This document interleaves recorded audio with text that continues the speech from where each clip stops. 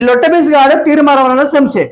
ఇటు ఏం చేస్తుండయా అంటే ఇటు చిలక బ్రాహ్మణి తిట్టుడు, లేకపోతే ఓకే టీవీ సావ్యం తిట్టుడు, జల్లి శంకర్ తిట్టుడు.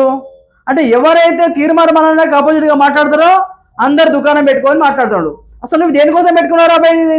ఇది ఛానల్ తీర్మానాల కోసం పెట్టుకున్నావు, నువ్వు ప్రజల కోసం పెట్టుకోలే, ప్రజలు ఉద్ధరిస్తాను పెట్టుకోలే, ప్రజల సేవ చేస్తాను పెట్టుకోలే.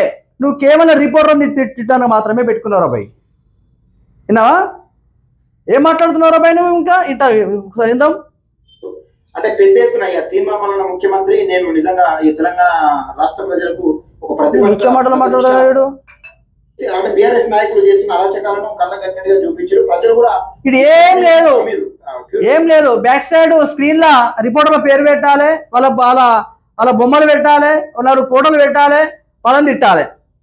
మరి నేను తిట్టమని తీర్మానం చెప్తున్నా, ఎవరు చెప్తున్నారు? దేనికోసం తిడుతున్నారు అన్నట్టు? ఎవరి కోసము?